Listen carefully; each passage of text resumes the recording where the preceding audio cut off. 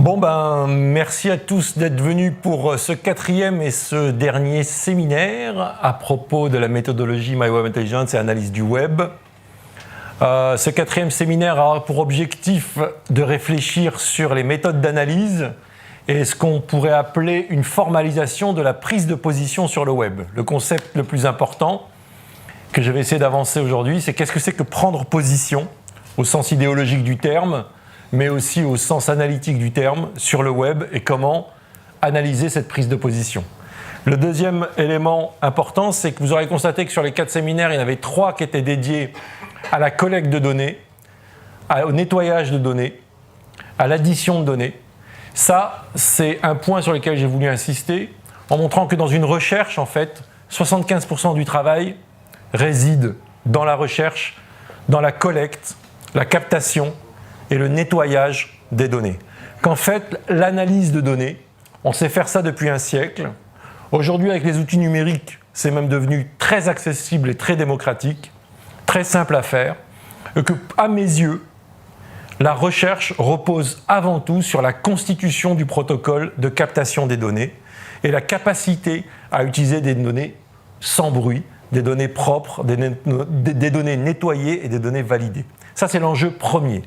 Le reste, en fait, on va l'aborder aujourd'hui dans une séance.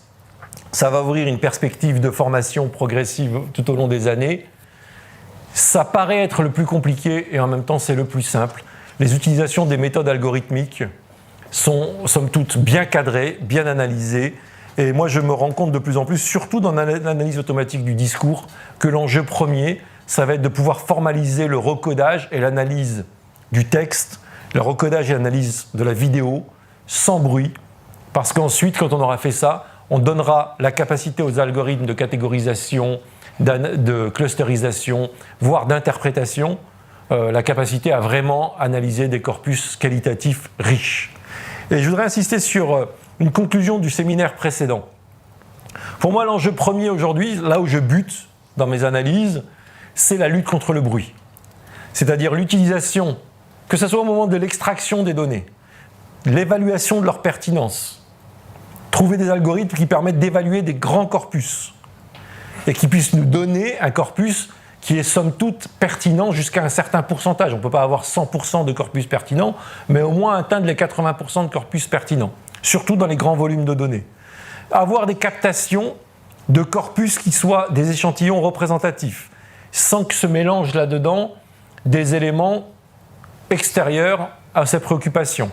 Avoir des textes, ça paraît tout bête, hein, mais avoir des textes dans des formats Unicode, c'est-à-dire dans du codage uniforme quand on est dans un grand corpus. Parce que si vous n'avez pas des textes ayant les mêmes codages techniques, hein, UTF-8, UTF-16, Latin 1, etc., eh ben vos algorithmes, les interprétations, quand vous allez traiter ces données, eh ben vous n'allez pas pouvoir paramétrer ces corpus, il va falloir les unifier, et ça c'est un travail énorme. La propreté et la lutte contre le bruit, c'est pour moi l'épreuve qui aujourd'hui n'a pas encore été levée, réussie.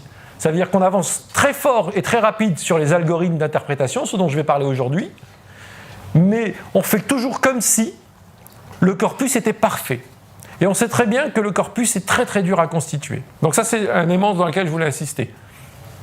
Donc, la qualité des contenus à l'intérieur d'une page web, on avait parlé du readable, mais on se rend compte que le readable est de mauvaise qualité et qu'il va falloir trouver des formes de readable plus évoluées, c'est-à-dire d'extraction du contenu au sein du texte. Alors, on avance, hein. On avance chaque mois. Là, je viens de trouver une nouvelle méthodologie qui va me permettre d'avoir un readable de meilleure qualité que celui qu'on avait. Donc, ça prouve que l'épreuve avance. On ne reste pas dans une sorte de statu quo, mais c'est quand même une épreuve encore difficile. Trouver des URL en fonction de leur position dans la page, c'est-à-dire pouvoir qualifier les URL en fonction de leur nature dans une structure de page, ben ça reste un enjeu qui est très difficile à lever. Là, aujourd'hui, grâce au readable, j'ai été à l'essentiel, c'est-à-dire l'URL qui est au cœur de l'expression principale, mais quid des sommaires, quid des menus, quid des URL structurelles de la page. Même si aujourd'hui, ce n'est pas ma problématique, c'est une problématique qui s'ouvre. L'encodage de caractères. On va utiliser des méthodes de recodage externes par des prestataires externes, des variables externes, on en a beaucoup parlé, mais ce sont des boîtes noires. Donc comment on fait dans une sorte de rétro-engineering pour commencer à comprendre le fonctionnement de ces boîtes noires, étant donné que ces boîtes noires sont des propriétés privées et qu'on n'y a pas accès? Je pense à tous les indicateurs que j'ai cités dans les séances précédentes. Je pense aujourd'hui à l'utilisation des intelligences artificielles fournies par les prestataires de services.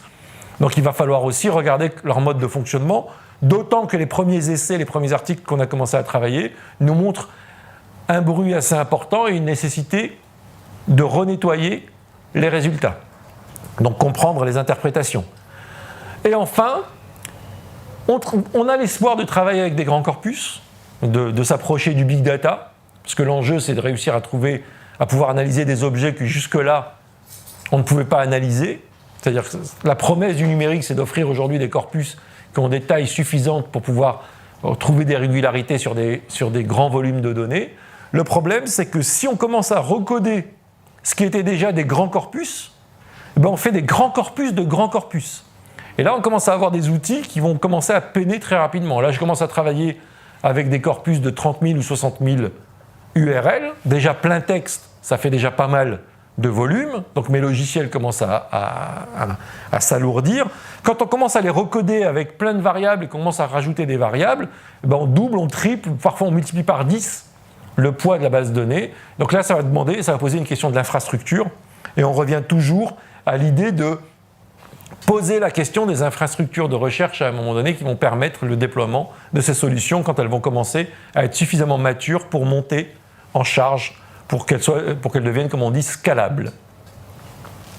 Et enfin, le seul lutte aujourd'hui contre le bruit que l'on possède, c'est l'être humain.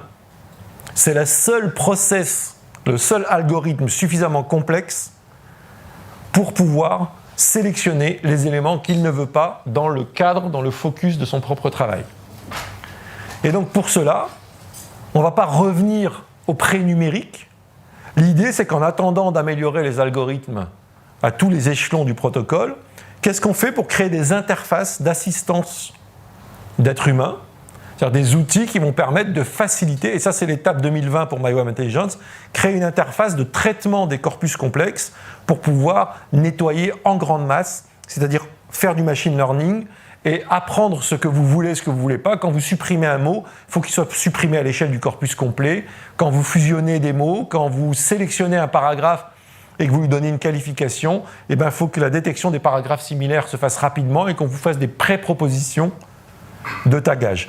Donc, un des enjeux pour moi, c'est qu'en attendant les 10 ou 20 prochaines années d'amélioration algorithmique du recodage, on pourrait, en attendant, créer des interfaces qui multiplient la capacité humaine et accélèrent son traitement de données. En sachant que, de toute façon, à aucun moment, on se retrouvera automatiquement avec des corpus propres. Et quand je dis propre, c'est même pas propre à la marge, c'est propre au sens utilisable. Aujourd'hui, le tout automatique, la plateforme qui vous promet d'absorber le web et de vous en donner une analyse automatique, c'est clairement une escroquerie. Ça n'existe pas. Ou sauf si ça travaille sur des variables qui sont tellement élémentaires qu'elles ne vous disent pas grand-chose. Et on va aborder ça quand on va parler de la question du traitement automatique du langage et de remettre à l'ordre du jour la question de l'analyse automatique du discours.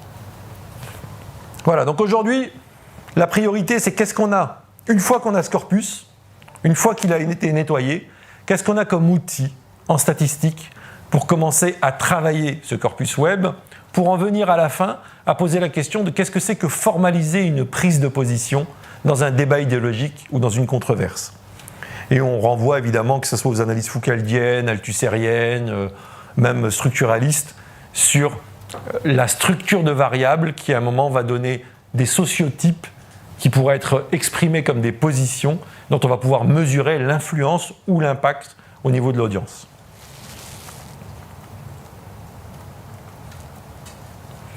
Donc, on revient quand même sur un schéma assez élémentaire des variables. Si on regroupe toutes les variables dont on a parlé jusque-là, on pose les fameuses questions de la communication qui sont la définition, la naissance même des sciences des médias et de la science de la communication. C'est le qui, quoi, sur quel canal, pour quel effet. Et moi, j'ai rajouté avec qui, parce qu'aujourd'hui, l'analyse réseau permet de voir des variables communautaires, de réfléchir l'individu placé dans une communauté avec un rôle particulier. On a distingué deux champs de variables. Le champ de l'expression elle-même, c'est-à-dire d'une étude sur l'auteur ayant produit une expression.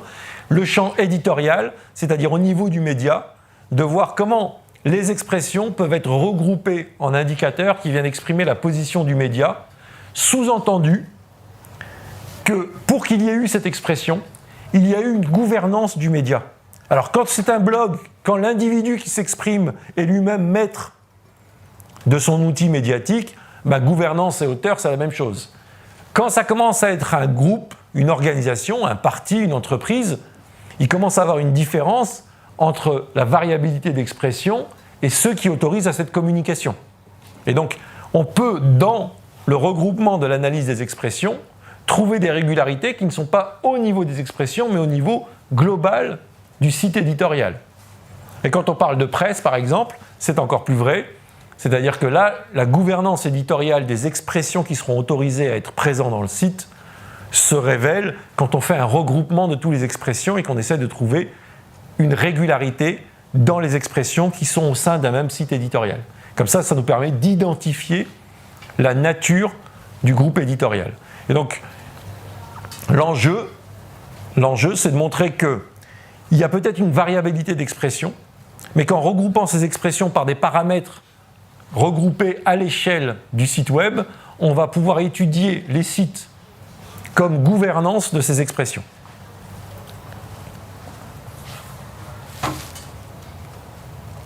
Alors les outils de base, parce que je vais parler d'outils complexes, mais il faut revenir quand même sur les outils de base. 20% de la statistique sert dans 90% des cas. Les analyses monovariées, les corrélations, les Qui2, c'est des outils à contrôler, à maîtriser. C'est vraiment le b.a.-ba, c'est la première année de statistique.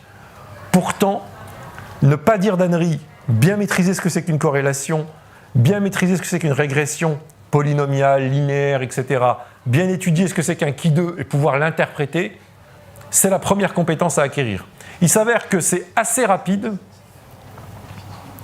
il faut être prudent, il y a des biais, il y a des risques à mal interpréter une corrélation, il faut être prudent. Et ces 3% de nos outils statistiques, on va s'en servir dans 90% des cas. Et elles vont donner déjà énormément d'informations sur la population qu'on va étudier. Déjà là, je suis à peu près... on est quand même maintenant à 8 ou 9 études directement issues de MyWebIntelligence. Et rien qu'en analyse monovariée et bivariée, on commence à avoir des régularités, des tendances qui émergent. On l'a vu la dernière fois, on se rend compte que par exemple, sur les effets d'audience, sur les partages, sur les liens, les effets d'autorité, on a une distribution exponentielle décroissante qui est propre au phénomène rare. Et moi j'ai fait déjà 6 études, 2 dans le domaine des sciences, une dans l'information de santé, 2 dans le champ politique, et à chaque fois on a trouvé la même régularité de distribution de l'audience et la même régularité de la distribution d'autorité. Peu sont élus, et il y a un effet Saint-Mathieu qui fait que les premiers sont les gagnants. En fait, il y a un effet cumulatif de l'autorité et de l'audience, et il y a même une corrélation entre l'autorité et l'audience. Il s'avère que j'ai changé de 6 champs différents, et on retrouve ce qui est très connu en bibliométrie. C'est-à-dire ce phénomène d'effet de Saint-Mathieu, c'est-à-dire que même si on démarre tous à égalité, les premiers remportant les succès vont avoir une tendance à concentrer les succès, à en attirer de plus en plus, et donc à sortir du lot et devenir des cas exceptionnels. Ce qu'on appelle en statistique des outliners, ça veut dire des gens qui sont en dehors du reste de la population. Vous voyez, une analyse monovariée va nous apprendre déjà pas mal de régularité sur les phénomènes qu'on étudie. Et ça, c'est un premier point. Deuxième point, les corrélations vont montrer des points très forts. Ça veut dire que autorité et partage sont distribués selon une courbe elle-même exponentielle. Donc ce sont déjà des phénomènes exponentiels, mais en plus, leur corrélation a une forme en loi exponentielle. Je pourrais donner plein de détails comme ça, mais ce que je veux dire par là, c'est que les premières études de base vont nous montrer que dans la controverse numérique, on commence à avoir des résultats structuraux qui sont transverses à tous les sujets. Et parallèlement, on commence à avoir des sujets qui sont des résultats qui sont spécifiques au champ dans lequel on étudie. Parce que justement, on a tellement l'habitude de trouver des régularités à travers les champs que quand quelque chose émerge dans un champ particulier et pas dans un autre champ, on se demande s'il est propre au champ ou s'il est propre à la situation particulière. Je vais donner un exemple. J'ai étudié récemment une controverse autour de Juan Branco et de Crépuscule.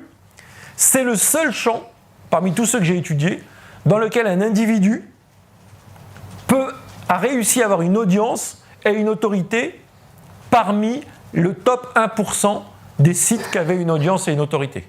Dans tous les cas que j'ai étudiés, information de santé, controverse gilets jaunes, les humanités digitales, etc., etc., dans tous les cas, les individus étaient extrêmement rares à avoir une audience assez forte. Alors, sauf dans les humanités digitales françaises, où on a vu en effet certains blogueurs qui avaient une vraie puissance et une vraie autorité. Certains se reconnaîtront dans cette salle.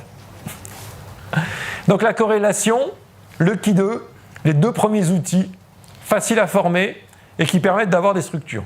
Mais en fait, ce n'est pas ça qui m'intéresse aujourd'hui. Ce qui m'intéresse aujourd'hui, c'est de pouvoir trouver des régularités structurales multivariées. C'est-à-dire montrer que plusieurs variables sont liées les unes avec les autres et pas d'une façon hasardeuse, qu'elles forment une structure et que cette structure a des états, et des états qu'on appelle des sociotypes. Je vais donner deux exemples particuliers. Non, premier exemple particulier, l'analyse du langage. L'analyse du langage, c'est nécessairement une analyse multidimensionnelle, et même très multidimensionnelle. On en a parlé la semaine dernière, comment on analyse un discours. On analyse un discours en y mettant des marqueurs sémantiques et syntaxiques. Or, quand on commence à travailler sur un grand corpus, les marqueurs que l'on va mettre en place, on en a parlé la dernière fois, recherche de noms propres, recherche des verbes, recherche des adjectifs, recherche des concepts. Les algorithmes commencent à nous donner des analyses de marqueurs comme ça sur un texte. Et bien, au bout d'un moment, on se retrouve avec des dictionnaires de 4000 ou 5000 occurrences. Les chiffres que je donne à peu près, c'est pour 1000 pages, on a déjà un dictionnaire de 7000 ou 8000 occurrences. Et je parle de 7000 ou 8000 occurrences filtrées, ça veut dire on a enlevé les mots communs, on a enlevé ce qu'on appelle les stop words, on a nettoyé, on a lématisé, on a enlevé les conjugaisons, les pluriels, etc. Qu'est-ce qu'on fait avec un texte qui est défini par 8000 variables? Enfin, pas le texte lui va être défini par 200, 300 variables, c'est-à-dire chacun de ces mots est un marqueur. Et qu'est-ce que je fais d'un corpus complet défini par 8000 variables? Statistiquement, je pourrais essayer de faire tourner ma machine sur les 8000 variables, c'est juste impossible. Enfin, nous, on n'a pas les machines pour ça en tous les cas. Donc, la première étape qu'on va faire, c'est la réduction dimensionnelle. L'idée qu'il faut réussir à synthétiser des centaines et des milliers de variables en un ensemble de variables qui est appréhensible, compréhensible. Et donc pour cela, on a deux outils qui s'appellent l'ACP et l'ACM, l'analyse de correspondance multiple et l'analyse de correspondance principale. La logique est très simple. En fait, ce qui va m'intéresser, quand j'étudie une variable, un phénomène, c'est la variation de ce phénomène. Qui est plutôt vers le haut, qui est plutôt vers le bas, qui en a beaucoup, qui en a moins, qui est plutôt dans la moyenne.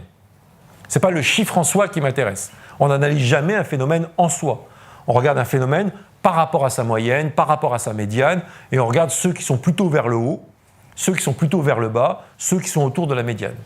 Donc en fait, je réalise que ce qui m'intéresse, c'est la variation de cette variable. Et en fait, cette variation, je peux la récupérer.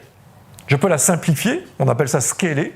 Ça veut dire qu'au lieu de prendre la variable en soi, je vais la transformer pour qu'elle ne m'exprime que sa variation. Celle-là est plus, celle-là est moins. C'est une fonction qui, en formation, je pourrais vous le montrer assez rapidement. C'est une fonction qui permet de regarder à quel point elle est en écart par rapport à la normale. Est-ce qu'elle est excessivement anormale? Est-ce qu'elle est excessivement négativement anormale? Et donc, chaque variable va être simplifiée sur un même paramètre. Donc, si j'ai beaucoup de variables différentes, elles vont toutes être simplifiées sur la même échelle. Cette échelle n'exprime désormais que la variation de la variable. Elle n'exprime plus la variable, elle exprime à quel point tel individu est loin de la moyenne par en dessous ou loin de la moyenne par au-dessus. Du coup, ça a un intérêt certain, c'est que toutes les variables sont comparables, puisqu'elles ont toutes la même échelle. Parce que si vous voulez comparer une variable de revenu en dizaines de milliers d'euros avec un âge en unités d'euros, on ne va pas rentrer dans les détails, mais statistiquement, c'est impossible. ne peut pas faire de corrélation parce que les échelles de variance sont trop énormes. Par contre, si vous utilisez ces deux variables, vous les scalez par rapport à la moyenne et par en dessous de la moyenne, eh bien, elles retrouvent la même échelle. Et donc, ces deux variables, vous pouvez les corréler. Et quand c'est le cas avec 100 variables, 1000 variables, et c'est ce qu'on va faire dans l'analyse de discours, ben là, il y a une obligation de scaler toutes les variables. Ce n'est pas tout. Le deuxième élément, c'est ce qu'on appelle la réduction dimensionnelle. C'est très simple. Je prends la fréquence d'un mot dans un ensemble de corpus. Lui, il a 0. Lui, il a quelques fois le mot. Lui, il a beaucoup de fois le mot. Et ces documents ont moyennement de fois le mot. Je prends un deuxième mot. Lui, lui et lui. Ça va me faire donc un ensemble de points. Je simplifie. Vous voyez que là, j'ai deux dimensions. Le mot 1, le mot 2. Et j'ai ça 4000 fois. Tous mes documents doivent être placés dans un univers multidimensionnel, que je ne peux pas imaginer, évidemment, parce que nous, on peut imaginer que les 3 dimensions. Mais l'ordinateur, lui, doit placer les documents dans 4000 dimensions. Alors, il va faire un truc très simple. Nous allons faire un truc très simple pour qu'on puisse comprendre cet univers. On va le simplifier. C'est-à-dire que là, je vais établir une droite. Alors là, c'est un peu simple parce que, comme par hasard, les points sont très bien alignés, alors que ce n'est pas le cas en réalité. Et cette droite, dans l'idéal ici, cette droite, je vais replacer tous mes documents sur cette droite. Donc vous voyez que j'avais un univers en 2 dimensions et je me retrouve avec un univers en une seule dimension. Donc je peux rajouter le 3e mot, regarder comment je place mes documents, refaire une droite et réduire de 3 dimensions en une dimension. Et je vais continuer comme ça, continuer comme ça, continuer comme ça, jusqu'à ce que mes 4000 mots soient représentés par une seule droite et une seule dimension. Évidemment, à chaque fois que je vais faire cette réduction dimensionnelle, je vais tricher, je vais mentir. En fait, j'ai dit que le document est là, parce que j'ai fait une droite, mais en réalité, il était là. Donc ici, j'ai eu une perte d'information. J'ai menti un petit peu, j'ai triché un peu pour pouvoir me simplifier la vie. Ce qui est le propre de l'interprétation et de l'analyse, il ne faut pas en avoir peur. Quand on veut analyser un phénomène complexe, il faut qu'on le réduise. Et si on veut le réduire, on va mentir sur sa réalité. L'idée, c'est de pouvoir mesurer à quel point cette réduction est un mensonge. Et d'optimiser ce mensonge. C'est-à-dire d'optimiser la perte d'information. Et cette réduction d'information, elle est mesurable dans les ACP, dans les ACM. Et donc à la fin, je vais décider en combien de dimensions je vais pouvoir réduire un monde complexe multidimensionnel. Et l'analyse de contenu, par exemple, on n'a pas le choix. On ne peut pas travailler avec 4000 dimensions. Donc, on va essayer de calculer, et il y a une méthodologie, en ACP et en ACM, et on va essayer de calculer le nombre de dimensions où j'ai perdu le moins d'informations possible, en général 60-70% de l'information initiale.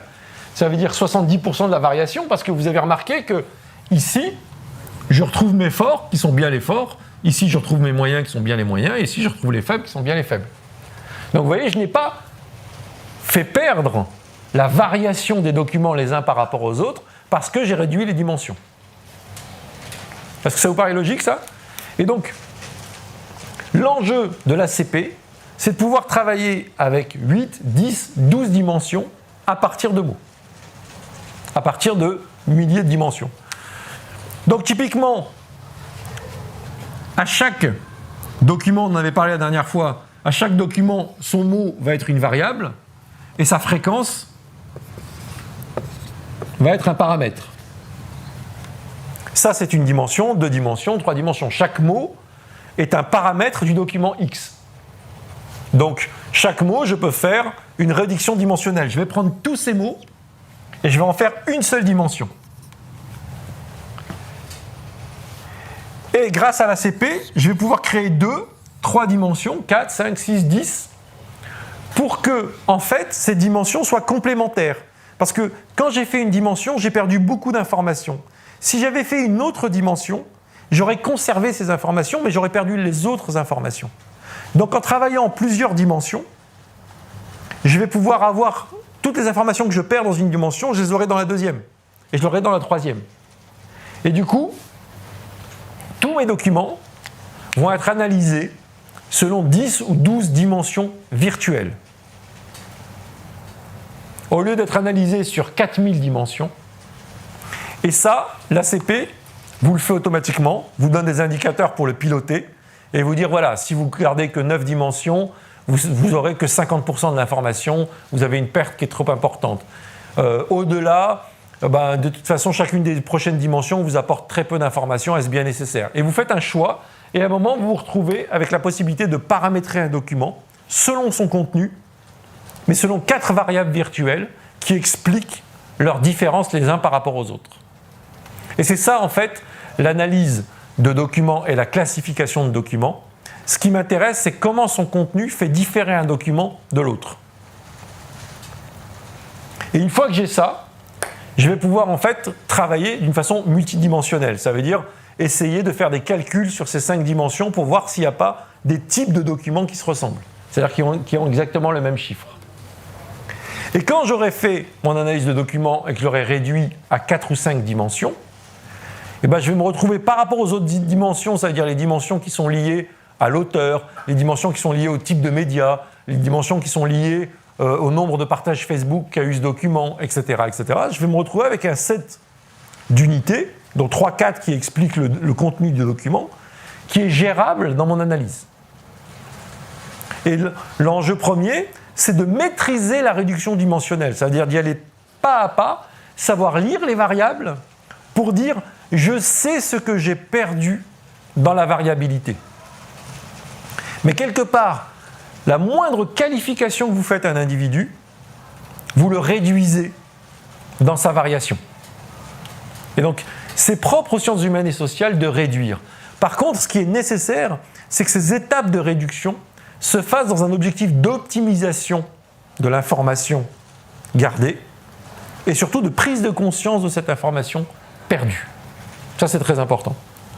Ce qui fait que très vite, on va voir qu'en fait, les modèles que l'on met en place sont des modèles d'approximation, c'est des modèles normatifs qui ne se retrouvent dans aucun individu, que ce soit un texte, que ce soit un site, que ce soit des paramètres d'un auteur, on va approximer son identité par rapport à un centre, par rapport à un barycentre statistique. Donc vous voyez, si j'ai dû réduire 4000 dimensions en 5 dimensions, j'ai nécessairement perdu beaucoup d'informations. Et donc, les conclusions que je vais tirer sur la nature de ces documents vont être des conclusions stéréotypées sur ce document. Je vais devoir y perdre une partie de l'information. L'enjeu, c'est qu'évidemment, cette classification fasse sens dans l'interprétation. Parce que si vous avez classé des documents, que vous avez tellement perdu d'informations que vous ne voyez pas, humainement, vous ne voyez pas le rapport entre la catégorie qui a été mise par l'algorithme et les documents entre eux, ça veut dire que votre protocole ne vous sert pas à grand-chose. Ou il peut être un questionnement.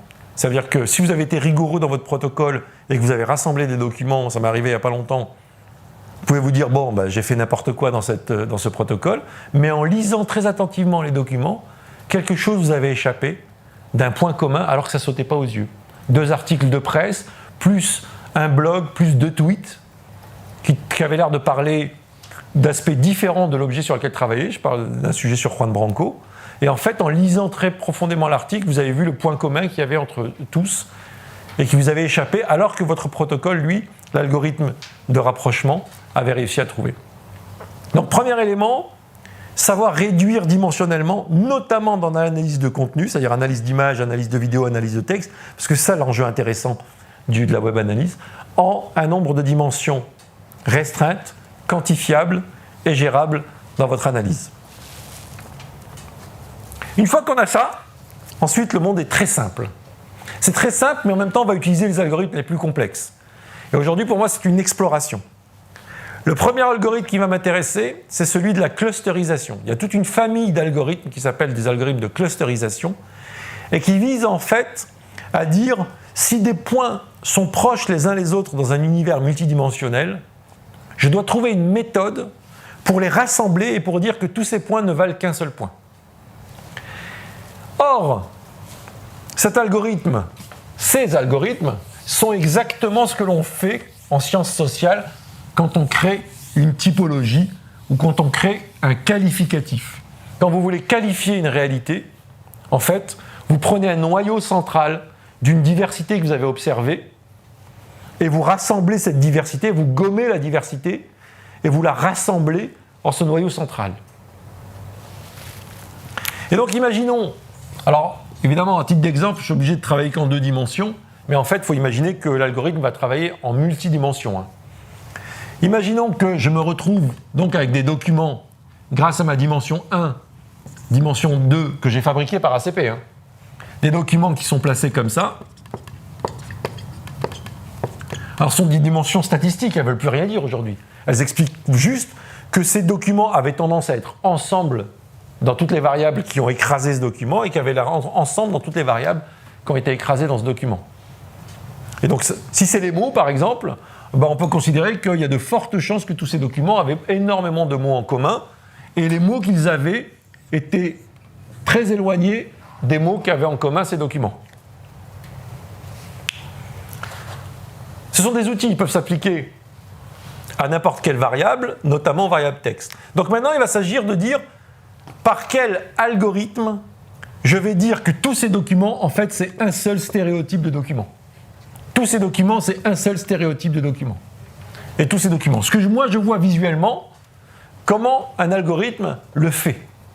En fait, aujourd'hui, il y a 2 algorithmes, dont un qui se partage 60% du test, c'est-à-dire que quand on fait le premier et que ça va marcher, on ne fait pas le reste. Quand ça ne marche pas, on essaye le deuxième. Donc le plus important, c'est la classification ascendante hiérarchique. Le deuxième, c'est le K-mean. On teste en ce moment DBScan et Fuzzy Clustering qui marchent très très bien. Alors Fuzzy Clustering, le gros avantage, c'est qu'en fait, comme il y a des situations assez délicates, les 2 premiers tranchent. C'est soit l'un, soit l'autre. Les Fuzzy Clustering, ils sont très à la mode en ce moment parce qu'ils ne tranchent pas. Il dit voilà la probabilité qu'il avait d'appartenir au premier et voilà la probabilité qu'il allait appartenir au deuxième. Et ça permet de comprendre que certains documents étaient ambigus. Quand vous avez une probabilité 60% d'appartenir à la catégorie 1 et 40% de la catégorie 2, vous pouvez dire que ces documents-là, ils ont une certaine spécificité, c'est qu'ils ne sont pas classables. C'est qu'ils sont à la fois dans l'un et dans l'autre. Quand vous avez 98% catégorie 1, 2%, vous savez qu'il a été bien. Évidemment, tout ça, il y a des paramètres, il faut étudier, ça s'optimise, ça se lit, ça se paramètre. Le premier, il est très simple. C'est un phénomène itératif. On va prendre des points et on va regarder celui de tous ces points qui est le plus proche de son voisin. C'est-à-dire on va prendre la distance entre les points. Tous ces points ont des distances avec tous les autres. On va prendre le premier point qui est le plus proche de son voisin et on va le fusionner en un seul point. On va repasser un tour. On va prendre celui-là, c'est celui qui est le plus proche de son voisin, il va fusionner en un. Celui-là, c'est le plus proche de son voisin, il va fusionner en un. Et en fait, on va y aller étape par étape. Et ensuite, on va se retrouver avec des points qui étaient déjà des fusions de points. Et donc celui-là est quand même assez proche de celui-là. Et comme on va y aller étape par étape, ceux-là, on les fera en dernier. Voire on les fera jamais. Puisqu'on a commencé par ceux qui étaient le plus proches. Donc un jour, on va se retrouver avec un gros point ici, un gros point ici. Si on continue, ces deux-là, on les fusionne. C'est vous qui décidez à quel moment vous arrêtez. Et si on continue, à la fin, il ne reste qu'un seul document, c'est-à-dire votre corpus. Donc vous allez pouvoir lui dire, je veux autant de catégories, et lui va tourner, et va s'arrêter quand il aura trouvé les catégories. Et évidemment, je vous passe les détails, mais on les fera ensemble.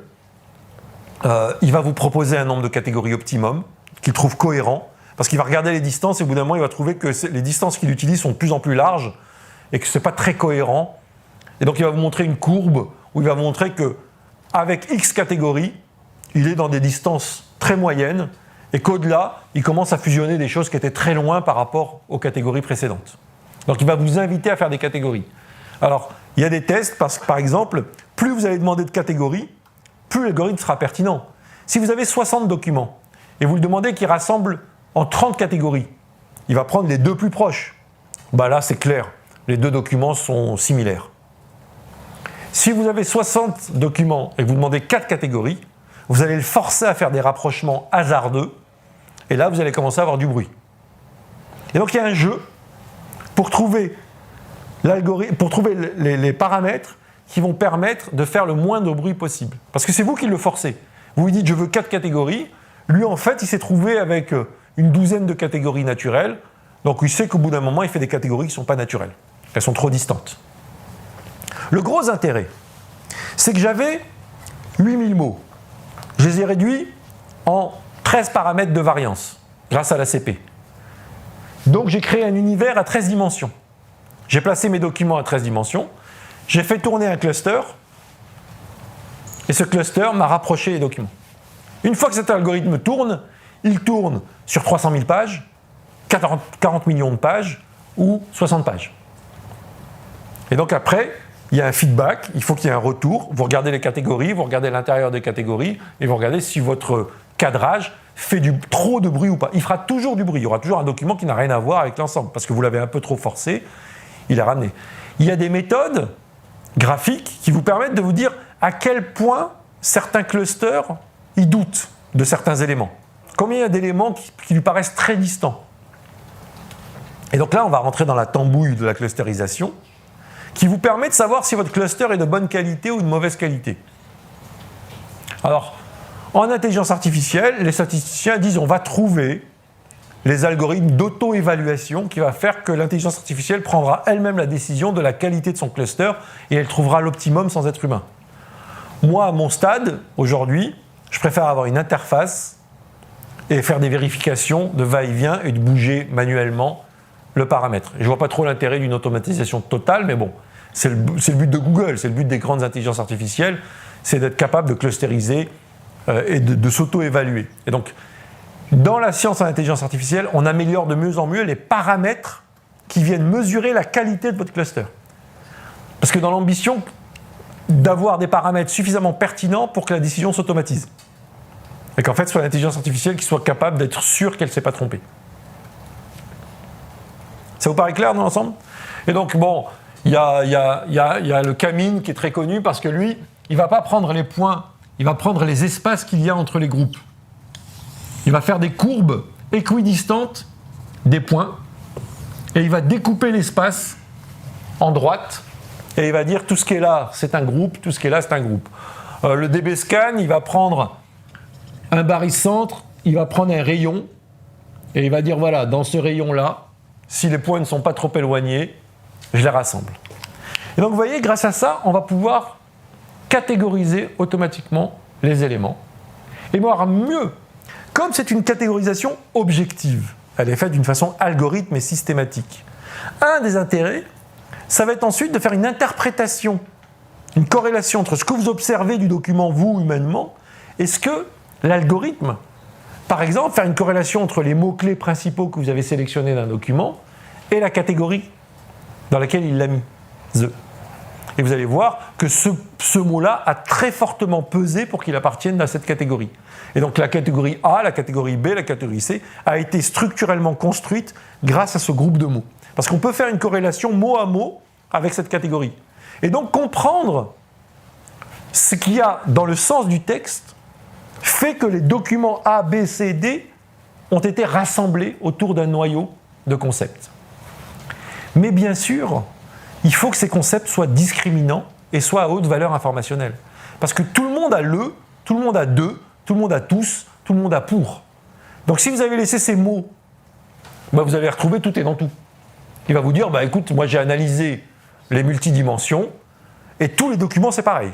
Quel que soit le sujet, quel que soit tous ces documents c'est les mêmes, puisqu'ils ont tous les mêmes mots. Donc moi je ne peux pas créer de catégorie, il y a une, deux catégories, pas plus, quoi.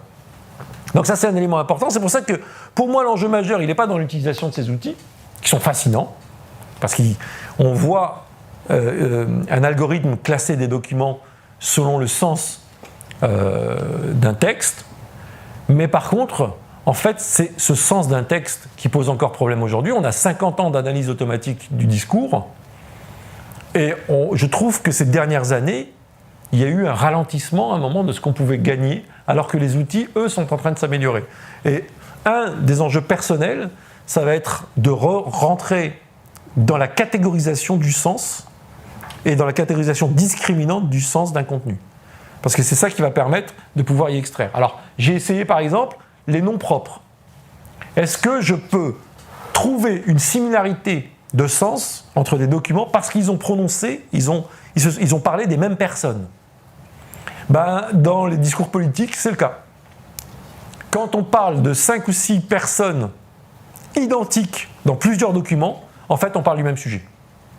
C'est très rare que vous citiez Xavier Niel, Emmanuel, Macron, comment il s'appelle, Ruffin.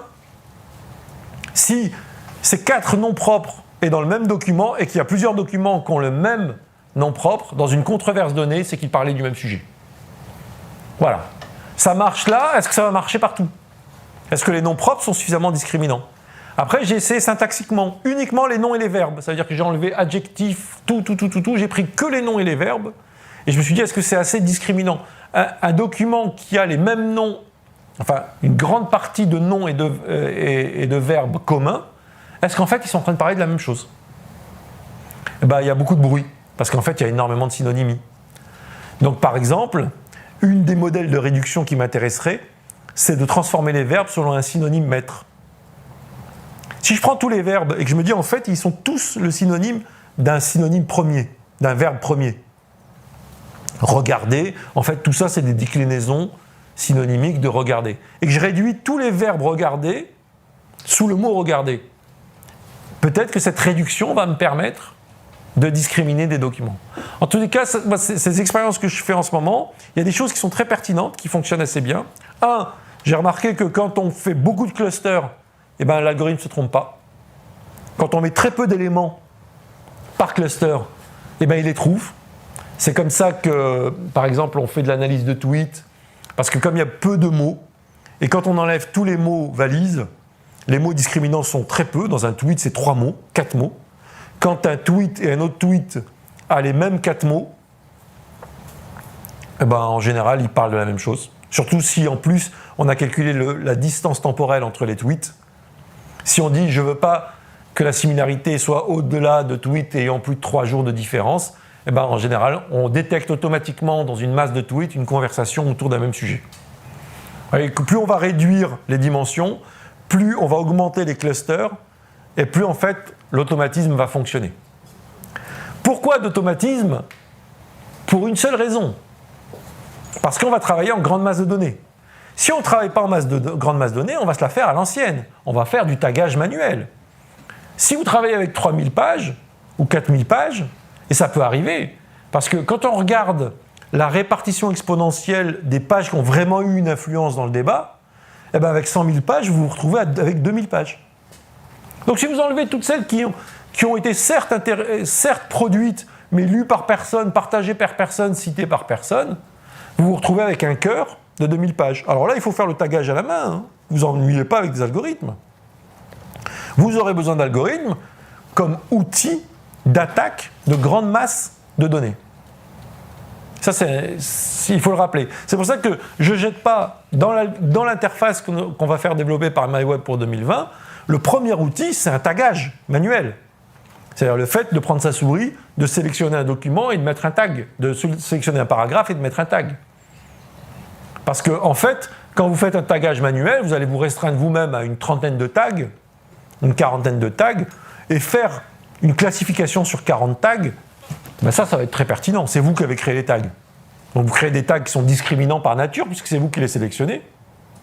Et donc, quand vous aurez 40 tags, là, l'algorithme de classification, il va très clairement vous montrer qu'il y a une arborescence de tags et qu'il y a telle ou telle catégorie en fonction du nombre de documents que vous voulez mettre. Vous voyez, nous, le premier travail qu'on va faire dès 2020, c'est avoir une interface de tagage à la main, et on lance le cluster au regard de mes tagages. C'est-à-dire que chacun des documents, tous les documents auront été réduits à peu près à une trentaine de tags, ou une quarantaine de tags, c'est vous qui décidez dans votre recherche. Et puis progressivement, on va essayer de créer de l'analyse automatique de contenu par mots-clés discriminants en testant justement les différentes discriminations. Nom propre, verbe, machin. Donc, pour résumer, c'est discrimination syntaxique, adjectif, verbe, nom, discrimination d'entité, Ça veut dire reconnaissance grâce à dictionnaire des entités. Ceci est une entreprise, ceci est une personne. Je perds la troisième discrimination. Discrimination affective, il y a des mots-clés qui peuvent montrer l'expression d'une émotion ou d'une intensité émotionnelle. Alors, ça m'embête parce que c'est une boîte noire aujourd'hui, mais j'ai pu observer dans la boîte noire Google d'analyse des sentiments que c'est assez pertinent. Les termes, les documents qui m'apparaissent spontanément à la lecture comme polémique, comme agressif, comme critique, ont un indicateur, chez Google ça s'appelle un indicateur de magnitude très élevé, ça va de 0 à 1, et ceux qui me paraissent très descriptifs, très neutres, ont un indicateur très faible. Donc, très empiriquement, cet indicateur a l'air de marcher. Le souci, c'est que je ne sais pas sur quelle base il marche. Alors peut-être que je n'ai pas eu le temps d'aller voir la documentation. Ça, c'est des explorations. En fait, ce que je veux dire aujourd'hui, c'est qu'on a un vrai programme de travail. Où sur Google ton truc de magnifique? Alors c'est par l'API. Ouais. Donc tu le prends c'est le Google Language Processing. C'est un API, tu envoies le texte et il va t'envoyer les noms propres, il va t'envoyer toute l'analyse syntaxique et il va t'envoyer le sentiment.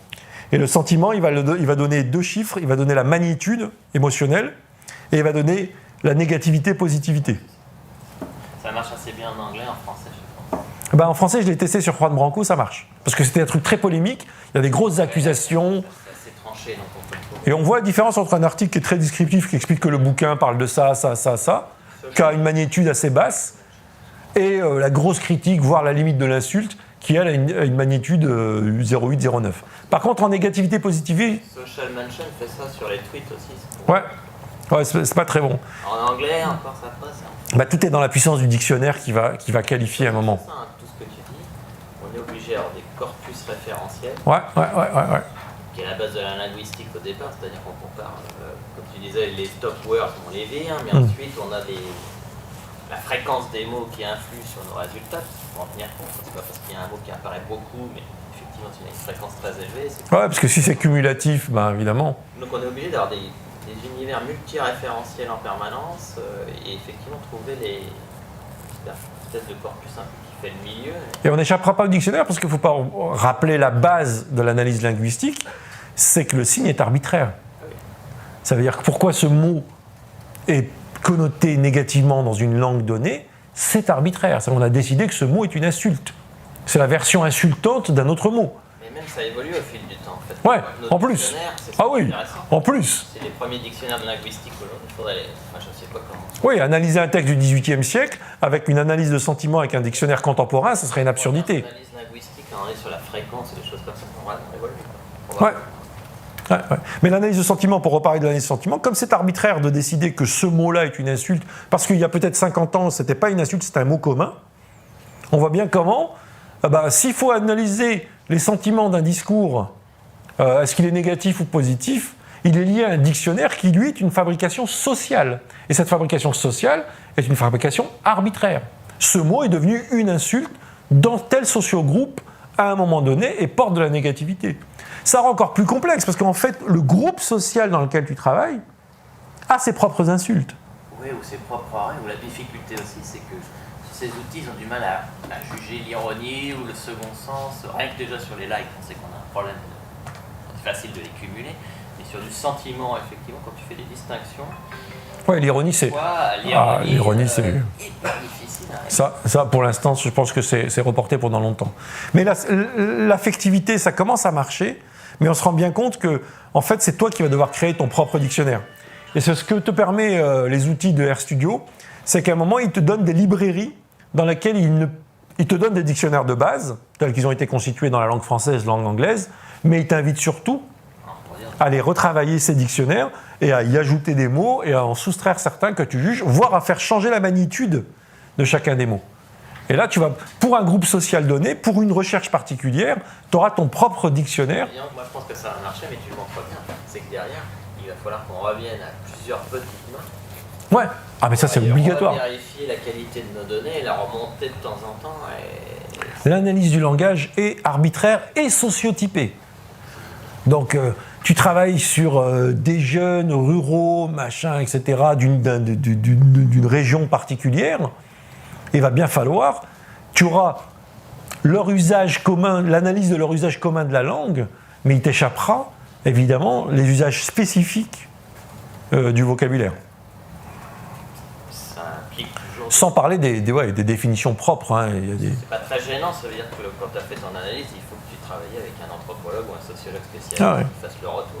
Sans parler du détournement de mots, hein, quand tu appelles quelque chose par un autre mot, mais qui veut dire du sens dans un groupe, et pas en général en français, qui dit du sens pour ce groupe-là, mais qui dit pas du tout ça en langue française par définition, bah, si tu n'as pas tagué ces mots particulièrement, si tu ne les as pas repérés particulièrement, bah, c'est foutu. C'est même pareil sur les algorithmes de surveillance. C'est pour ça que quand on fait de l'analyse automatique du langage, il y a une boucle permanente où tu extrais le dictionnaire du premier mot, t'enlèves les fréquences trop faibles, les fréquences communes. Je sais pas, moi, je travaille sur Juan Branco. Évidemment, le mot qui apparaît le plus, c'est Juan Branco. Si je laisse le mot Juan Branco, c'est absurde. Il va rassembler plein de documents parce que ils parlent tous de Juan Branco. Bah oui, je le sais, puisque c'est le filtre même. Donc si je travaille sur Juan Branco, la première chose que je fais, c'est enlever le mot Juan Branco. Puisqu'ils sont présents dans partout. Juan Branco dit je ou dit Juan Branco dit que... Ah ouais. Non, par contre, c'est intéressant de savoir quand on dit Branco tout seul ou Juan tout seul. C'est déjà un marqueur. Ouais, c'est déjà un marqueur. Ça, je le laisse. Je laisse Branco et je laisse Juan parce qu'il était censé détecter Juan Branco. Donc, s'il l'a pas trouvé, c'est qu'il a utilisé. C'est que de toute façon, on voit statistiquement, hein, Juan Branco, c'est le plus utilisé, mais Branco et Juan fait partie du cœur. Et pareil, quand un mot est utilisé une fois ou deux fois sur un corpus de 10 000, ça ne sert à rien de le garder, il n'est pas discriminant. Donc moi j'enlève les fréquences 3 et moins, or ça tombe bien, c'est 80% des mots.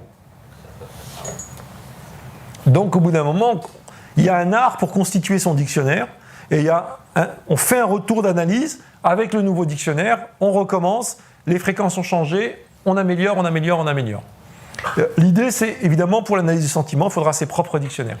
C'est pour ça que l'idée que la machine va traiter automatiquement, c'est juste aujourd'hui une absurdité, mais flagrante. Par contre, la capacité à ce qu'elle nous oblige à objectiver l'analyse et à voir des proximités qui puissent nous surprendre, c'est une épreuve, c'est intéressant. Moi, j'étais surpris de voir des rapprochements de documents et de voir que c'est moi qui n'avais pas compris le rapprochement de documents. Alors, ça arrivait rarement. J'utilise un contre-exemple parce que ça m'intéresse intellectuellement. Ça arrivait rarement, mais il y a eu un cas où il y a une catégorisation qui m'a surpris, j'ai dû lire l'ensemble des documents et comprendre qu'en fait il y avait une raison à cette catégorisation. Tout simplement en sortant le dictionnaire propre à ces documents.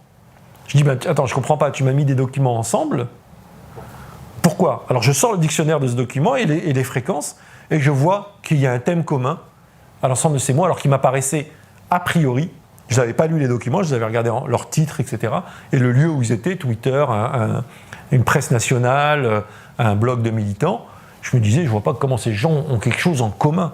Et en fait, ils avaient quelque chose en commun. C'était une thèse commune qui portait.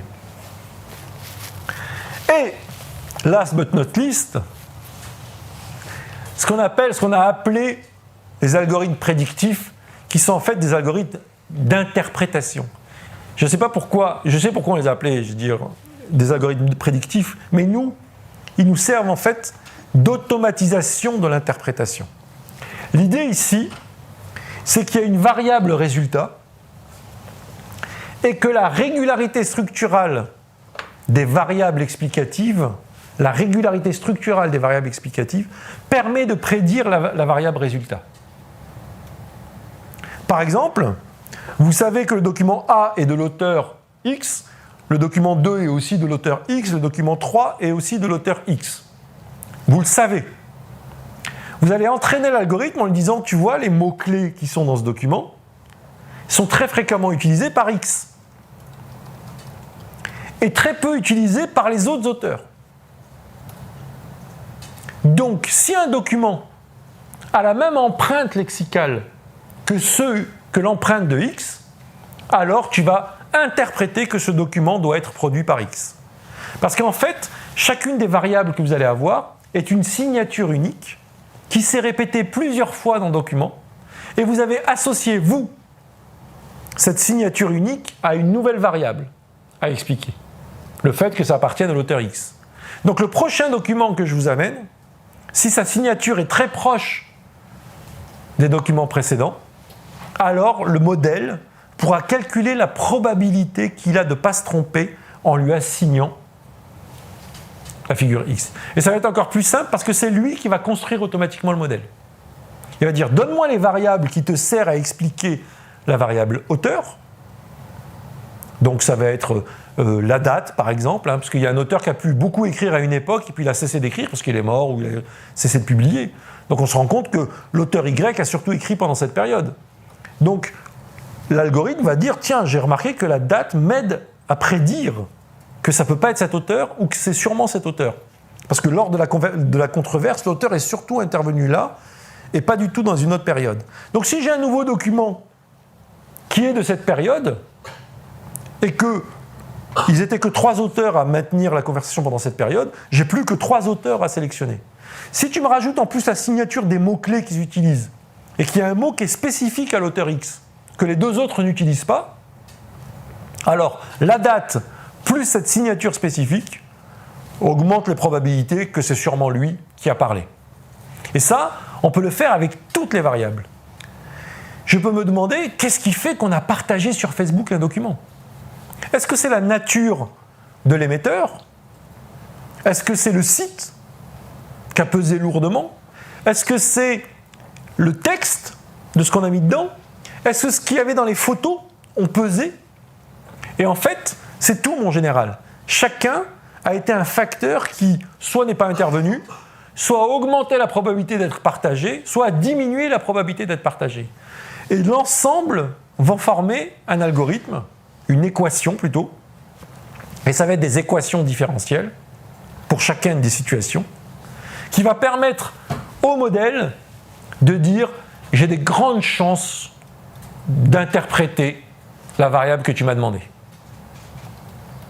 Et ça permet de reconnaître ce qu'il y a sur une photo, ça permet de prédire des quantités, ça va réussir ou ça ne va pas réussir, ça va être très partagé ou pas.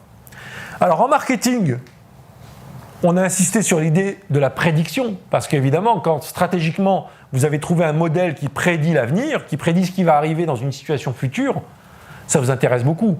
Mais nous, en sciences humaines, ce n'est pas la prédiction qui nous intéresse, c'est comment le modèle a été fabriqué. Pourquoi ce facteur pèse tellement sur la variable qui m'intéresse ? Et en fait, nous, ce qui va nous intéresser dans les modèles prédictifs, ce n'est pas la prédiction. Si j'étais en business, si j'étais en marketing, que je dois prédire une situation, oui, dans les éléments stratégiques. Mais en sciences humaines et sociales, ce qui va m'intéresser, c'est comment le modèle a été fabriqué. J'ai demandé à un algorithme de fabriquer un modèle pour prédire qui est l'auteur du document. Et j'ai une dizaine d'auteurs. Moi, ce qui va m'intéresser, c'est d'ouvrir l'algorithme et de me dire, mais qu'est-ce que tu as trouvé dans le texte qui est lié à Shakespeare ? Qu'est-ce que tu as trouvé dans la date qui est liée à Shakespeare ? Et je vais regarder comment tu as fabriqué ce modèle, et je vais donc trouver des régularités structurales. Et là, on va rentrer dans le structuralisme. Je vais retrouver des régularités structurales qui m'expliquent que ce document appartient à tel ou tel auteur. Évidemment, c'est ce qu'on appelle, tout à l'heure on appelait ça des unsupervised machine learning, ça veut dire que l'algorithme travaillait tout seul et rangeait tout seul. Là, c'est supervised machine learning, c'est-à-dire qu'il a besoin que vous lui donnez des cas. Et plus il aura des cas positifs, plus vous lui direz, regarde, je vais te donner des éléments, des individus, et je vais t'expliquer que ces individus sont tel ou tel état de la variable, c'est tel ou tel auteur, plus il va trouver les régularités structurales, plus il sera capable d'être sûr que son modèle est probable. Et donc en fait, l'unsupervised machine learning, ou le supervised machine learning, c'est une façon d'avoir des méthodologies quantitatives d'analyse structurale, non seulement des documents, mais aussi des positions de discours. Et c'est en ça que ça m'intéresse. Alors bon, je vous ai pas montré plusieurs de ces modèles. Ceux qui sont les plus utilisés aujourd'hui, c'est l'SVM, le support vector machine learning, mais ceux qui sont très très très puissants aujourd'hui, c'est les random forest et les naive Bayes. Et ça, ce qu'on appelle la statistique bayésienne, ça veut dire qu'elle se renforce, elle simule un apprentissage progressif, et donc ça l'aide à ce qu'elle teste un algorithme à un certain état, elle trouve une réponse, elle fait semblant d'avancer d'une étape, et cet élément, elle simule l'apprentissage progressif qu'un cerveau a, et ça, c'est extrêmement puissant pour fabriquer des algorithmes. Ensuite, ce qui va m'intéresser, moi, ce qui est un challenge, c'est d'ouvrir les paramètres pour qu'ils me disent comment chacune des variables a pesé. La prédiction, le problème, c'est que ces algorithmes ont été développés pour prédire. Donc, tu n'es pas censé ouvrir la boîte noire. Tu vois de la magie, tu vois un algorithme qui, 9 fois sur 10, ne se trompe pas. Tu es content. Super, tu dis tiens, l'algorithme Random Forest est bien plus puissant. Moi j'ai fait ça, j'ai testé ça. En disant est-ce que tu peux me prédire le nombre de likes?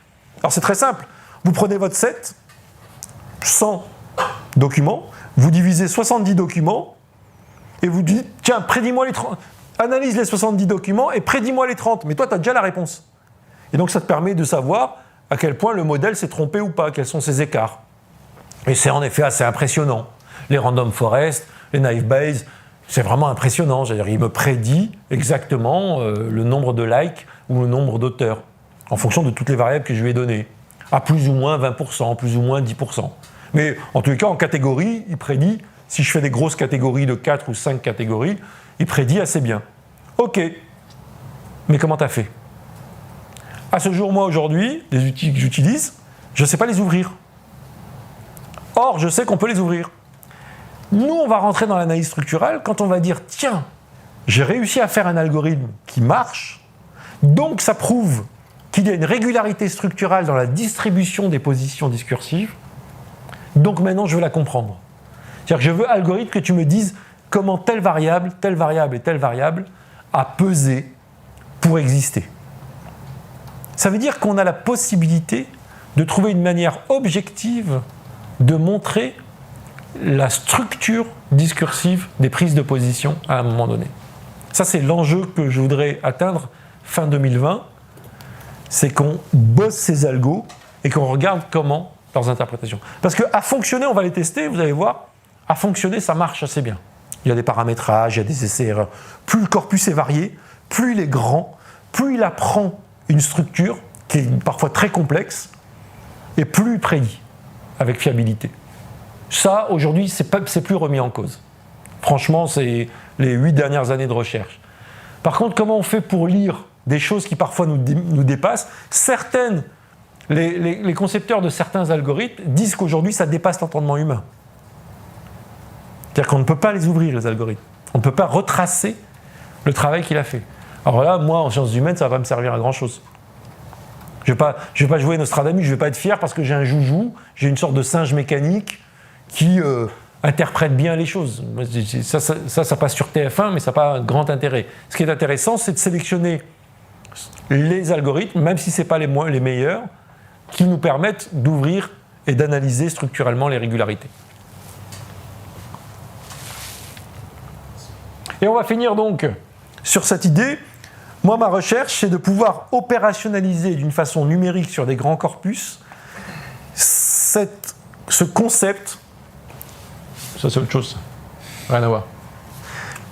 Ce concept de prise de position telle qu'elle a été développée par le structuralisme et par ensuite le post-structuralisme type althusserien, type foucaldien. Ça veut dire qu'il y a une régularité structurale dans les conditions d'émergence d'un document. Et en plus, on peut y ajouter que cette régularité, parce que ça c'est assez descriptif, quand on regarde Foucault, quand on regarde Althusser, c'était une analyse structurale descriptive. Il y a telle régularité dans la production de la vérité sur un sujet donné, sur un objet donné. Ok, mais maintenant on peut même mesurer comment cette position structurale a une influence, une puissance d'autorité dans un espace social à une époque donnée, c'est-à-dire à notre époque, parce qu'on n'a pas la mesure. Donc on peut faire l'analyse structurale, la rendre rigoureuse, mais maintenant on peut voir comment telle prise de position est fortement corrélée à de la citation, à de la diffusion, à de l'audience. Et donc comment, en fait, socialement, cette prise de position passe devant les autres prises de position. Et ça, c'est le but, au bout de 2-3 ans, c'est le but un peu de pouvoir formaliser cette méthodologie. Voilà.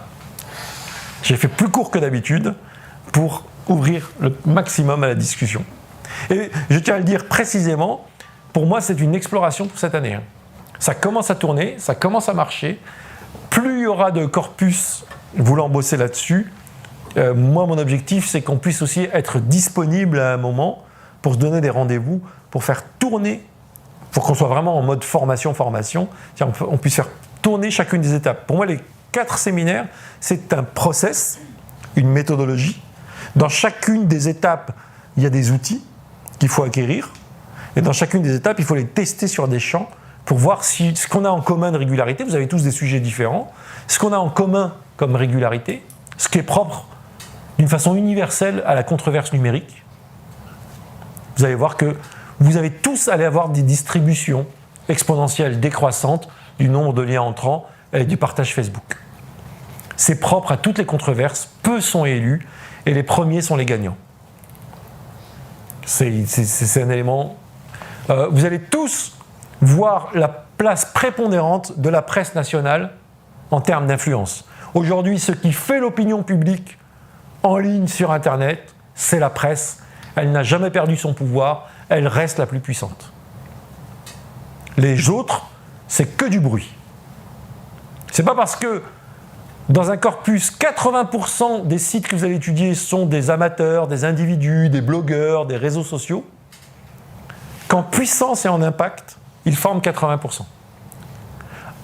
Sauf que, dans certaines situations, la longue traîne peut avoir plus de puissance que le centre. Ça m'est arrivé une fois, c'était avec Juan Branco, dans laquelle la longue traîne, c'est une controverse très située politiquement, avec une très petite communauté. C'était 6 mois de conversation. Et il s'avère que les leaders ont été la presse numérique et nationale, c'est-à-dire qu'il y avait à peu près 20 personnes qui accumulaient 90% des partages et 90% des citations, 20 sites sur 600 qui accumulaient 90%. Par contre, quand j'ai pris la somme de la longue traîne des militants était l'individu, non pas quantitativement qui avait le plus d'influence, mais qui avait le plus d'influence par rapport à tous les individus. Tu vois si j'étais clair. Mais je pense qu'en politique, tu as des mouvements comme ça qui peuvent être repérés, où effectivement tu as très atypique. La focale classique qui va demeurer les grands acteurs de la presse qu'on va retrouver à chaque fois sur des controverses. Et effectivement, on va retrouver une répartition type longue traîne, une masse qui tend à s'accroître. Et selon les sujets, des alliances ou des désalliances, alliances qui vont se reconstituer. J'ai remarqué aussi que l'homogénéité, par exemple, là, j'ai remarqué que comme la conversation avait une homogénéité politique extrême-gauche, c'est-à-dire que la plupart des acteurs étaient tous homogènes, en fait, il y a eu une solidarité très forte thématique, et il y a une mobilisation très forte homogène. Je suppose que si la conversation avait engagé beaucoup plus de diversité d'opinions, en fait, cette longue traîne serait fragmentée en plusieurs pôles, et on n'aurait pas pu parler des mêmes types de discours. Des alliances différentes. Et ce qui est intéressant, je trouve, c'est que c'est de l'étudier aussi en même temps, parce que ce que tu as montré, moi je l'ai vu à peu près petit à petit se construire, et ça permet de... C'est un cas particulier en plus, Juan Branco, parce qu'on est déjà sur quelqu'un qui a développé une stratégie à partir de sa propre analyse des médias sociaux. Ouais. Sa propre expertise des médias sociaux aussi. Analyse. Et on a ça dans l'article qu'on avait fait ensemble sur les humanités digitales francophones. C'est-à-dire, comme c'était un champ émergent, il y a eu un moment, un Far West dans lequel les blogueurs, les entrepreneurs individuels, les auto-entrepreneurs médiatiques, ont réussi à prendre une position de force pendant longtemps. Est-ce qu'aujourd'hui c'est encore le cas ? Parce que quand on a étudié, on était vraiment dans les 3-4 années de l'émergence, on était dans les 3-4 ans de l'émergence de la discipline. Il y a de nouveaux acteurs qui peuvent apparaître, mais ils apparaissent que par comment on pourrait appeler ça ? Que par une logique des pairs qui te les mettent en avant. Mais il faut voir si ça a un impact. En fait, moi, ce qui m'intéresse, c'est qu'en fait, on a maintenant des indicateurs. Les Français, je pense qu'il y a quelques trucs qui ressortent sur l'observation à voir.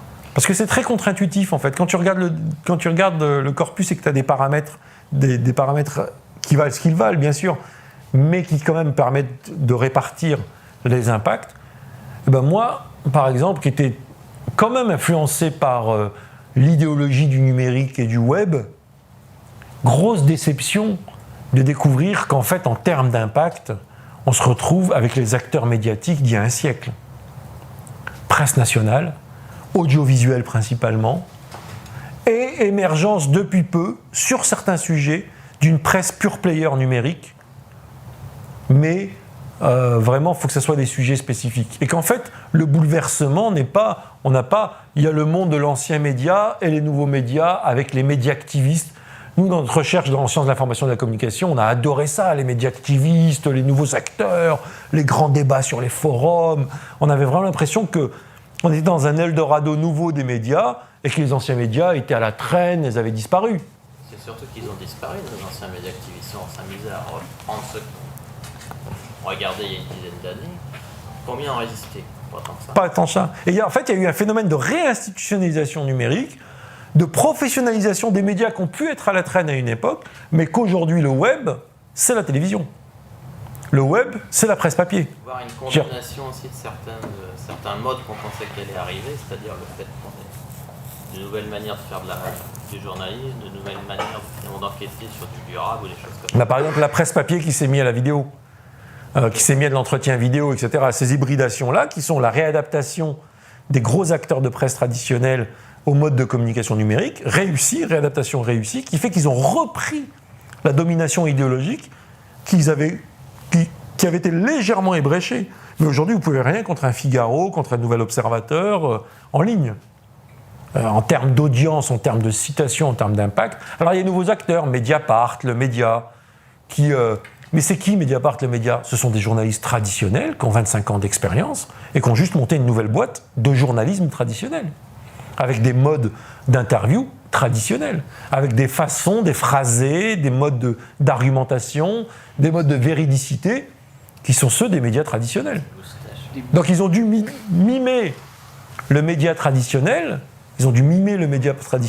pour retrouver un impact dans les fameux nouveaux médias. Donc on est loin de l'utopie néo-médiatique telle qu'on a pu se baigner tant qu'on n'avait pas de mesures réelles. Les nouveaux médias, ils finissent soit par être rachetés, soit intégrés aux plus grosses. Le Nouvel Âge a racheté, c'était quoi, le Poste ou je sais plus quoi.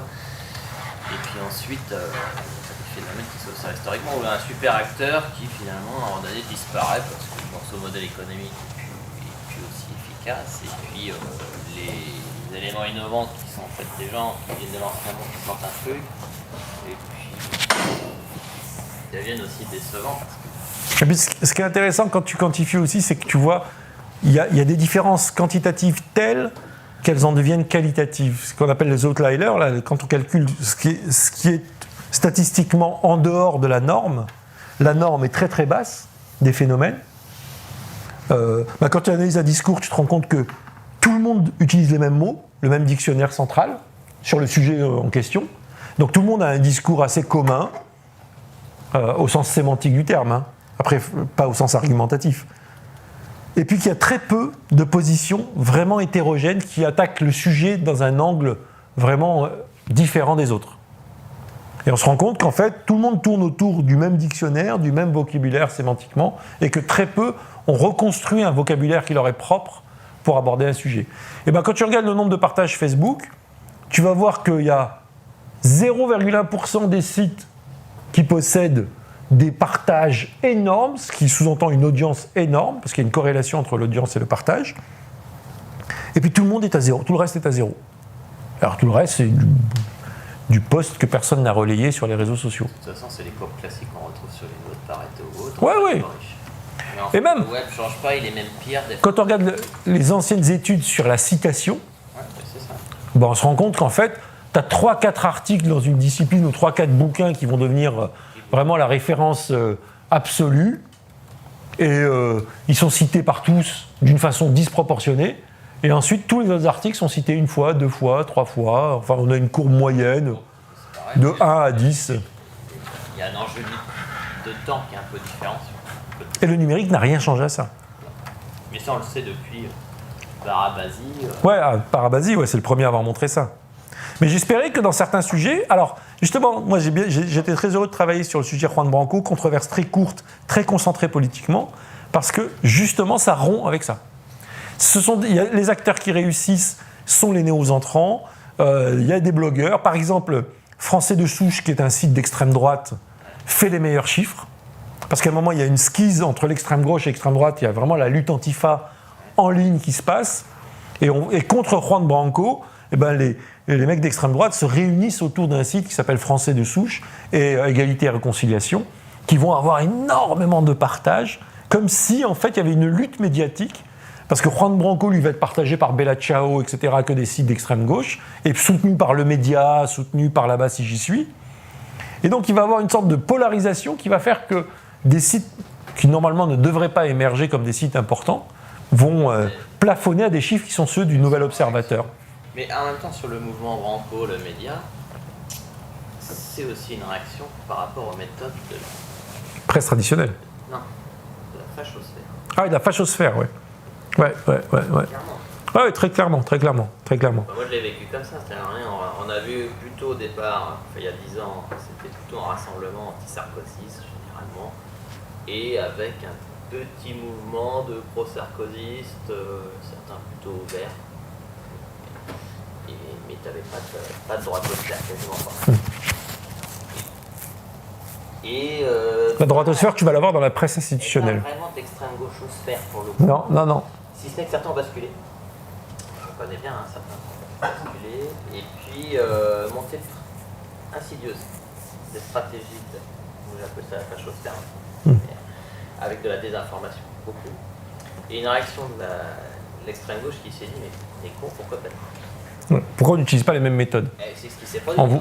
On vous cache tout, on nous dit rien, il y a un complot. Et puis les méthodes, le discours conspirationniste aussi, mais qui était installé quand même bien avant l'extrême droite, très longtemps qu'il y est, et qui s'est un peu dispatché, parce qu'ils ont fermé leur site, certains trucs qui ne sont pas venus, pas trop. Une autre constante qui m'a intéressé, c'est que quand j'ai traité l'information de santé sur aider son enfant quand il est asthmatique, ça paraît rien à voir avec l'humanité digitale, ça n'a rien à voir avec Juan Branco.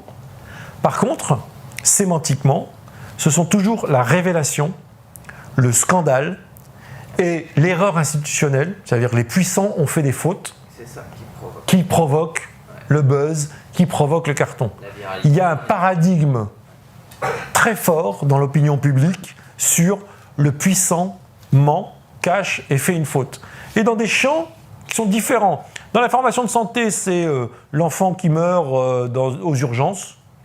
Donc on soupçonne dysfonctionnement institutionnel, blablabla. Ça, c'est partagé, réseaux sociaux, ça cartonne, ça écrase tout. Chez Juan Branco, c'est la thèse de Crépuscule, parce que Crépuscule est en fait un bouquin numérique. C'est un bouquin qui prend tous les paradigmes des partages sur les réseaux sociaux. Il en a fait un livre, en fait. Il a pris tout ce qui se partage sur des réseaux sociaux. Il a pris toutes les thèses, il en a fait un livre, il a pris un sujet, c'est Macron. Il a copié-collé, et en effet, ça a cartonné. C'est un livre paradigmatique là-dessus. Et, comme ça s'appelle, sur les humanités digitales, on avait vu que c'est la reconnaissance institutionnelle très tardive, la critique du fait que l'État avait mal compris cette nouvelle discipline, qui a fait énormément de partage, parce qu'à un moment, elle le reconnaît en annonçant qu'il y aura un bac humanité digitale, que que le président de la République parle. Alors voilà, quand l'institution a parlé, elle a enfin compris, mais avec du retard comme d'habitude. Et c'était ces documents c'était toujours ce rapport au maître, ce rapport à la grande institution, qui était un rapport amour-haine, qui fait qu'en général... Ce qui est nouveau quand même, c'est que ce mouvement de réaction un peu épidermique, aujourd'hui, il est adopté par l'institution. Et on parle d'extrême centre, ça ne veut rien dire, mais il y a un effet de ce type, c'est-à-dire que les réactions, ça qui est hyper intéressant à étudier, c'est-à-dire que tout le monde s'y met. L'extrême droite s'y est mis, l'extrême gauche s'y est mis, la gauche traditionnelle se met à le faire, c'est pourquoi pas nous. Mais ce qui va être intéressant, c'est de pouvoir faire de la comparaison entre les différentes études. Là, pour le coup, sur les discours, on pourra retrouver. C'est là que l'analyse des sentiments, des stratégies, il va falloir qu'on trouve une espèce de modélisation pour montrer qu'en fait. Celui du Google, en tout cas, je te le dis, ça marche. Ouais, mais ça marche. On a un truc à faire sur du discours un peu politique pour voir qu'il y a des mêmes mécanismes qui sont en train de basculer de façon virale. Alors tout ça, c'était des hypothèses, tout ça, c'est des intuitions. Quand on traîne beaucoup sur Internet, on a des hypothèses. Moi, l'intérêt, c'est qu'on ait une méthodologie aujourd'hui qui mesure, qui montre les structures, qui montre les constances. Si on montre que information de santé, débat théorique, débat politique, la critique du puissant est un facteur qui systématiquement est corrélé à une explosion d'audience, on va retrouver des constantes assez d'opinion. étonnant, en fait, même pour le tester sur Twitter, je sais que dès que je fais un tweet un peu polémique, anti-machin, ça cartonne. Si je vais dans le sens inverse, ça marche pas. Ouais. Ah, le positivisme et la consensualité sur les réseaux sociaux. Ça marche pas. Oui, mais du coup, c'est assez dangereux en termes politiques parce qu'en fait, on s'aperçoit que même l'institution est tentée de s'y mettre. Ouais. D'où la stratégie de certains d'écrire un livre entier. Quand j'ai lu Crépuscule, c'est ce qui m'a marqué, c'est que ça m'a fait sourire, j'ai vu toutes mes analyses. C'est un type qui intuitivement sait les leviers qui font le buzz, et donc tout y est. Secret, révélation, méchant, le plus puissant est nécessairement le plus méchant. Il a trahi, il est corrompu. Il y a un buzz en ce moment qui serait intéressant d'analyser, enfin en tout cas moi que je voudrais analyser avec MyWeb Intelligence et tes méthodes, c'est le buzz de la banane. Il y a une banane artistiquement. $100 000. Et d'ailleurs, quand une figure connue est venue prendre la banane et la manger, tout le monde croyait que c'était un scandale, mais l'artiste a dit non, c'est merveilleux, elle est connue sur les réseaux sociaux. Donc. Ah ouais. Il faut voir les argumentaires qui vont tourner autour de ça. Ouais. Et même un renversement sur le côté d'être connu sur les réseaux sociaux, c'est ça qui fait autorité par rapport. C'est ce qu'a dit l'artiste. Il y a une espèce de renversement. Ouais. Quel est l'intérêt d'une constante? Quand on va repérer des constantes, eh ben on va faire des algorithmes pour détecter cette constante dans le contenu, ce qui va améliorer justement l'analyse d'un corpus complexe. Par exemple, l'échelle émotionnelle, est-ce qu'elle est corrélée? Ça, c'est ce que je vais faire bientôt. L'échelle émotionnelle de Google est-elle corrélée au partage et aux citations? Sans doute au partage, peut-être pas à la citation. Bah, ça, c'est vachement intéressant. Le partage, c'est sûr, sur la viralité, qui va le voir. Et il est où le coefficient constant? Est-ce que quand je change de sujet, j'ai le même coefficient? Est-ce qu'il existe une règle, une régularité de l'intensité émotionnelle par rapport à ta position de partage dans un corpus? L'intérêt du marketing, alors actuellement, ils sont obsédés par ça, ils essaient de chercher les vecteurs émotionnels au point que les community managers finissent par épuiser les... À la fin, ça marche au début, puis ça épuise ce qui avait été montré par Camille Alloin, c'est qu'à la fin, eux-mêmes s'épuisent, ils épuisent le consommateur, donc ils sont en train de chercher à trouver comment jouer sur la fibre émotionnelle et sans que ça finisse par tourner en rond et s'auto-épuiser. Est-ce que tu me dis, est intéressant sur un autre aspect, parce que c'est qu'en fait, c'est les hypothèses qui vont donner les réductions. Quand tu veux recoder un texte, il faut que tu aies une hypothèse pour recoder ton texte dans une variable qui montre la variation de ton hypothèse. Si c'est les émotions, par exemple, ah oui, ben, tu vas faire un sentiment analysis, tu vas utiliser la magnitude. Ok, d'accord. Si c'est la grossièreté, par exemple, Valérie Carayol et Nadège Choubial ont bossé sur les incivilités. Et est-ce que les incivilités génèrent un buzz? C'est-à-dire avoir été grossier, violent, etc. Est-ce que ça crée une controverse? Donc, typiquement, tu vas prendre un dictionnaire de gros mots, d'insultes, et tu vas créer un indicateur en lisant les mails et en lisant les textes de grossièreté ou d'incivilité, justement. Et tu vas créer ton propre indicateur et tu vas voir si cet indicateur est corrélé à des phénomènes de partage, de citation, d'autorité, etc., etc. À chaque fois que tu vas avoir une hypothèse, tu pourras, si tu apprends à recoder les variables de contenu, un truc qui m'a fait énormément rire, parce que la dernière fois, n'avait pas marché le recodage d'images. Donc je l'ai fait marcher sur le recodage des photos qui accompagnaient les articles de Juan Branco. Tout ce qui parlait de Juan Branco, il y avait toujours une photo, et très souvent de lui. Et donc moi, dans un article que j'ai écrit, je dis un des facteurs qui en fait un succès, Juan Branco, c'est que c'est un beau jeune homme. Il est beau, il est charmant, il est chic, il a un beau sourire. J'ai fait tourner l'algorithme sur la totalité des photos, j'ai fait sortir le dictionnaire de tagage des photos, c'était marqué jeune homme, sourire, lèvres, cheveux. C'est-à-dire que la chose qui apparaît le plus pour l'algorithme sur les photos, c'est un jeune homme, c'est sa bouche, c'est son sourire et ses cheveux. C'est très rigolo. De ce que j'avais senti intuitivement sur le fait que la plupart des mises en scène photographiques étaient des poses de top modèle, enfin regardez l'objectif. En fait, l'algorithme, c'est ce qu'il m'a dit. Il m'a dit, moi, quand j'ai regardé toutes les photos de ton corpus, je vois surtout un jeune homme qui sourit avec des cheveux.